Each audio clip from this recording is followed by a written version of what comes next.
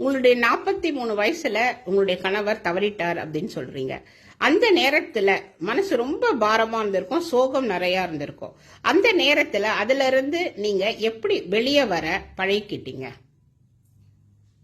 எனக்கு ஒரே பதில் இருக்கு, என்னுடைய டீச்சிங் ப்ரொஃபஷன். ஏன்னா அதுக்கு அப்கோர்ஸ் நல்ல படிப்பு எனக்கு கொடுத்தது என்னுடைய அப்பா, என்னுடைய மாமனார், என் ஹஸ்பண்ட். இவங்க 3 பேரையும் நான் மறக்க முடியாது. அந்த படிப்பு, அதை வச்சு நான் இந்த டியூஷன் கிளாஸஸ் எல்லாம் எடுக்கிறது, அந்த குழந்தைங்க முகத்தை பாக்குறது, சர்க்கிள் ஆஃப் பேரண்ட்ஸ். எனக்கு உண்மையிலேயே என் ஸ்டூடெண்ட்ஸோட அப்பா அம்மாங்கெல்லாம் அப்படி ஒரு பில்லர் ஆஃப் சப்போர்ட்டா இருந்தாங்க அந்த நேரம். Very good, very good. அதனால எனக்கு உண்மையை சொல்லணும்னா அந்த கஷ்டத்துல இருந்து ஈஸியா வர முடிஞ்சது. 50+ சிங்கிள் பேரண்ட் இருக்கிற ஒரு உமனுக்கு என்ன நீங்க ஃபைனலா சொல்ல விருப்பப்படுறீங்க? அதாவது வயசு ஆயிடுச்சுன்னு நினைக்காதீங்க.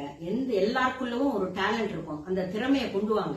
இப்ப என்ன பாத்தீங்கன்னா, நான் அதுக்கப்புறம் இந்த 50க்கு அப்புறம் தான் நிறைய விஷயங்கள் கத்துக்கிட்டேன். எடிட்டிங், இந்த ஸ்விம்மிங், இதெல்லாம் கத்துக்கும் போது நமக்கு ஒரு சென்ஸ் ஆஃப் அச்சீவ்மெண்ட் இருக்கும். அந்த ஒரு ஃபீலிங்கே உங்களுக்கு எல்லா விதமான கஷ்டத்தையும் வைப் அவுட் பண்ணிடும். சோ கண்டிப்பா இதெல்லாம் நல்ல விஷயங்களை கத்துக்கோங்க. சூப்பர் ஜானகி. அப்ப தனிமை ஒரு பெரிய கவலைப்படக்கூடிய விஷயம் இல்லைன்னு சொல்றீங்க? இல்ல, அதாவது அந்த தனிமையை நீங்க பாசிட்டிவா யூஸ் பண்ணிக்கோங்க. தேங்க்யூ. டைம் இருக்கு நிறைய, அதை நான் பாசிட்டிவா யூஸ் பண்ணிக்கிறேன், யூஸ் பண்ணிக்கிறேன். Thank you, thank you.